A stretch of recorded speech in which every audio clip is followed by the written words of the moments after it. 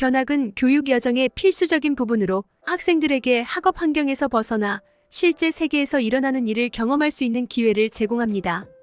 한국에 수학여행 온 노르웨이 중학생들 불만 가득하던 학생들이 인천공항에 도착하고 경악한 이유.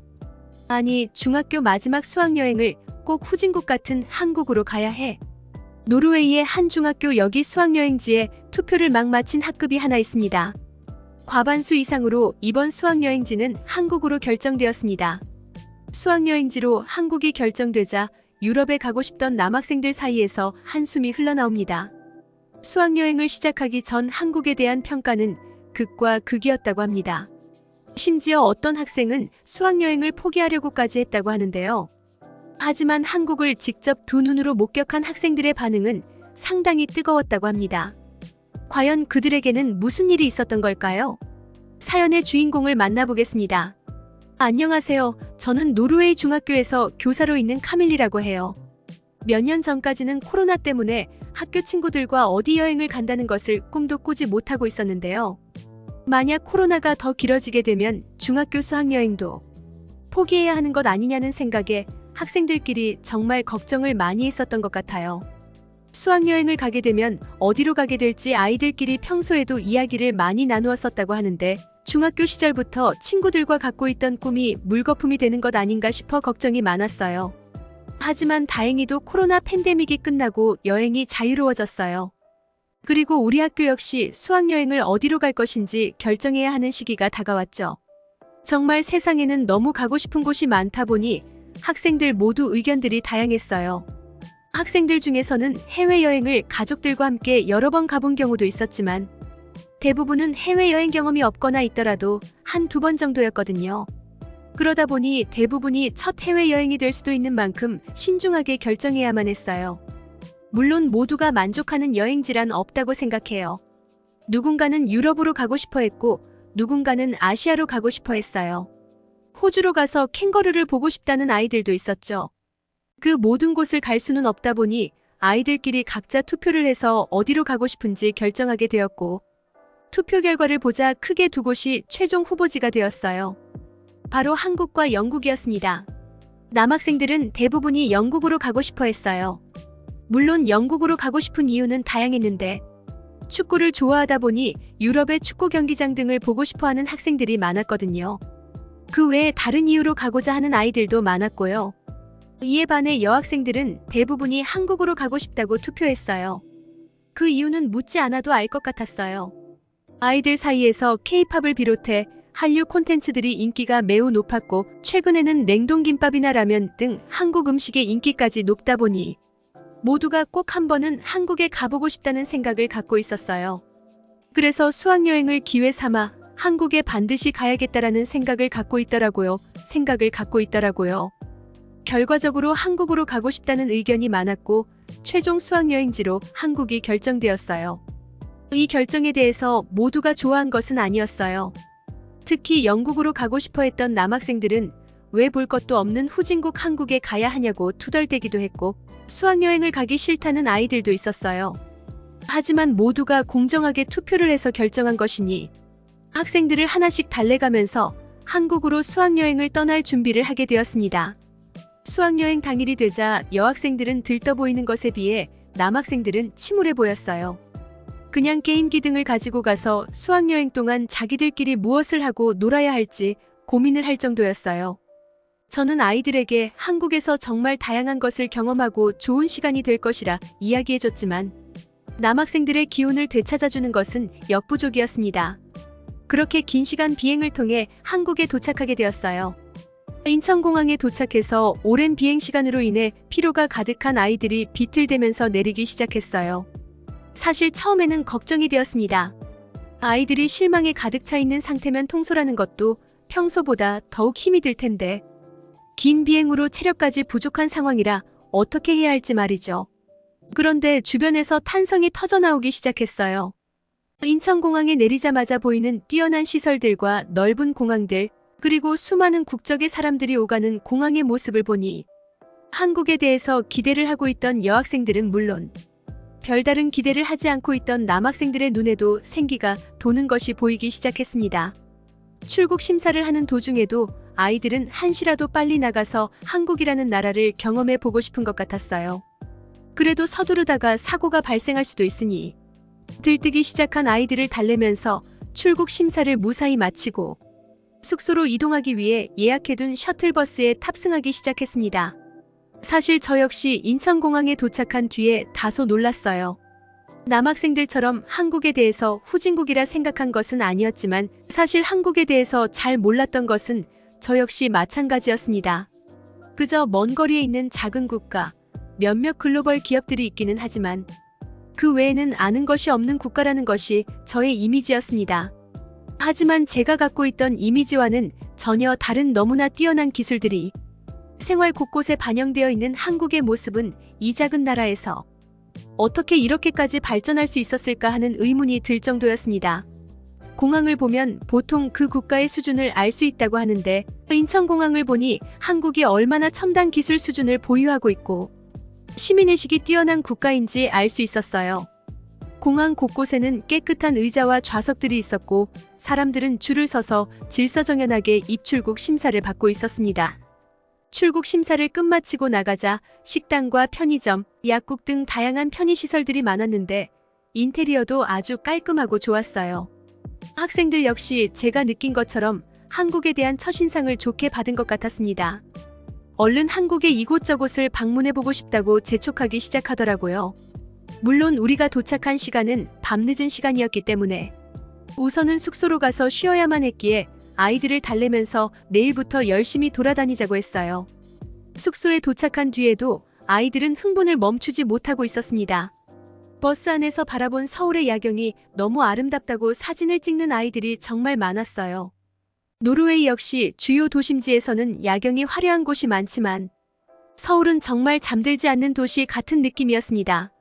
수많은 자동차가 불빛을 반짝이며 도로를 달리고 있었고 한강을 건널 때 보이는 다리와 그곳의 전등들이 수놓은 야경은 정말 화려하다는 느낌이 들었어요. 숙박하기로 되어 있는 호텔 역시 가격을 고려해야 해서 그렇게 좋은 곳으로 오지 못했음에도 불구하고 시설이 깔끔하고 너무 좋았습니다. 로비에서 직원들이 친절하게 안내를 해주셨는데 특히 인상적이었던 것은 정말 속도가 빠르다는 점이었어요. 체크인을 빠르게 도와주시고 숙소 안내도 바로 해주셔서 피곤해 지쳐있는 아이들이 빨리 숙소에 들어가서 쉴 수 있었습니다. 한국인들이 정말 빠르다는 이야기는 들었지만 수학여행을 통해 한국을 경험하면서 느낀 속도는 제가 상상한 것 그 이상이었어요. 물론 빠르다고 해서 대충 하고 넘어가는 것이 아니라 프로페셔널한 자세로 업무들을 도와주었기 때문에 만족도는 최상이었죠. 숙소의 시설 역시 너무 좋았는데요. 침대부터 해서 모두 뛰어난 품질의 가구들이 준비되어 있었어요. 학생들 중에서도 오히려 집에 있는 것보다 너무 좋다고 하면서 한국이 후진국이라고 말했던 친구들에게 무식하다는 이야기를 할 정도였어요. 저 역시 내심 한국이 이렇게 발전된 국가였나 하는 생각이 들었습니다. 이튿날부터 본격적인 수학여행 일정이 시작되었어요. 여학생들이 원하는 K-팝 콘서트를 참여하는 것은 무리였지만 그래도 자기들이 좋아하는 스타들과 관련된 장소에 방문해보고 관련된 상품을 살 수 있는 기회를 기대하고 있었죠. 남학생들 역시 출발하기 전까지는 아무런 기대도 하지 않고 있었지만 태도가 확연하게 변한 것을 알 수 있었습니다. 밤새 잠을 못 자면서 한국에 대해서 자기들끼리 검색을 해보았던 것 같아요. 우리가 가기로 되어 있는 곳에 대해서 저보다 오히려 더 상세하게 파악하고 있더라고요. 그리고 방문하는 곳마다 오히려 자기들이 앞장서서 자유시간을 달라고 이야기하면서 이곳저곳 구경을 하고 다니는 모습이 너무 보기 좋았죠. 수학여행이라는 것 자체가 학교에서 배울 수 없는 다양한 것들을 경험해 볼 기회를 위해서 오는 것이었는데 수학여행의 목적에 매우 부합한 여행지라는 생각이 다시 한번 들었습니다. 저희들은 새로운 지역을 여행하기 전에 사전 탐사를 먼저 진행하도록 했어요. 저와 몇몇 선생님들이 함께 지역을 먼저 돌아다니려고 생각했죠. 지하철을 타고 이동하던 중 지하철 안에서 굉장히 인상적인 장면을 발견했는데요. 어떤 할머니께서 무거운 짐을 지고 지하철에 타셨는데 사람들이 갑자기 쫙 갈라지더라고요. 처음엔 무슨 훈련을 하는 줄 알았습니다. 그런데 알고 보니 할머니가 이동하기 편하게 자리를 비켜주는 것이었어요. 뭐 이 정도야 내가 그 할머니와 부딪히기 싫거나 귀찮아지기 싫어서 비켜줄 수 있다고 생각해요. 하지만 한국인의 시민의식은 여기서 끝이 아니었습니다. 갑자기 한쪽 구석에 앉아있던 여학생이 벌떡 일어나서는 할머니에게 자리를 양보해주는 게 아니겠어요? 제가 다양한 나라를 여행하면서 이런 광경은 처음 보았어요. 요즘에는 워낙 개인이 중요한 사회라서 노인 공경 이런 건 없는 것처럼 느껴졌거든요.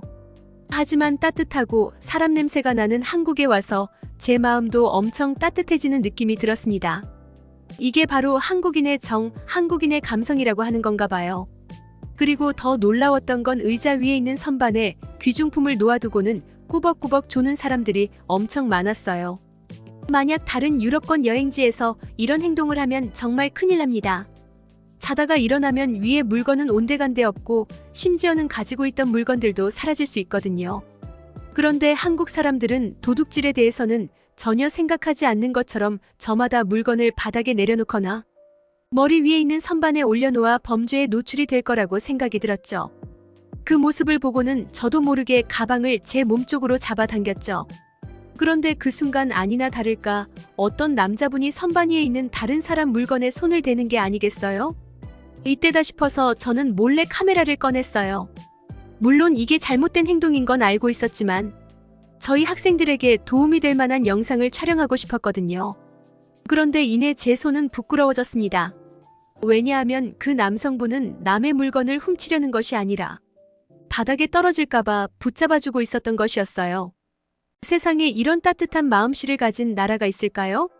제 평생 단 한 번도 본 적이 없습니다. 이런 따뜻한 나라에 살고 있는 대한민국 모든 국민들이 부러워지기 시작했죠. 대한민국의 이런 따뜻한 모습을 제가 영상에 담았으니 이제 모든 학생들에게 알려주면 될 것 같았습니다. 그 남성분은 고등학생으로 보이는 교복을 입고 있었는데 남을 도와주려고 한 마음이 너무 기특했습니다. 마음속으로 그 남학생을 의심하게 너무 미안해서 몇 번을 사과했는데 그 학생은 당연하다는 듯 다른 사람들의 눈을 신경 쓰지 않고 그 다음 역에 내리더라고요. 표정은 좀 무뚝뚝한 듯 보여도 배려심이 많은 사람들이 한국인이라던 제 친구의 말은 틀리지 않았어요. 숙소에 도착하여 저는 촬영했던 내용을 토대로 한국의 따뜻함을 전달했고 모든 학생들은 감격한 듯 보였어요. 한국에 큰 관심을 보이지 않던 남학생들도 이내 관심을 가지기 시작했죠. 그리고 남자아이들이라서 그런지 신기한 기계나 기술 같은 것에 관심이 많은 것 같더라고요. 스마트폰을 이용해서 활용하는 각종 AR 체험들도 관심을 많이 갖고 있었고 e스포츠 경기장에 방문해서 그곳에 있는 PC방을 이용할 때는 남학생들은 언제 한국에 오기를 싫어했는지 기억이 나지 않을 정도로 신나게 즐겼던 것이 기억이 납니다. 저는 다음번에 기회가 된다면 교사로서가 아니라 저 개인으로 한국을 다시 방문해 보고 싶습니다. 아이들과 함께 거닐던 장소들을 다시 한번 와볼 수 있다면 다 색다른 경험일 것 같아요. 아마 학생들 중에서도 저와 같은 생각을 하고 있는 아이들이 많은 것 같았습니다. 실제로 제자 몇 명은 저에게 졸업 후에 반드시 한국으로 다시 여행을 올 것이라고 했어요. IT 기술 쪽에 관심이 있는 학생들 중에서는 한국으로 유학을 오고 싶다고 진지하게 상담을 요청하는 아이들도 있었습니다. 저도 아이들의 이야기를 듣고 유학 관련된 내용을 찾아보니 실제로 한국의 뛰어난 기술력과 잘 갖추어진 교육기관들을 활용하기 위해서 유학을 오는 외국인 학생들이 많다고 하더라고요.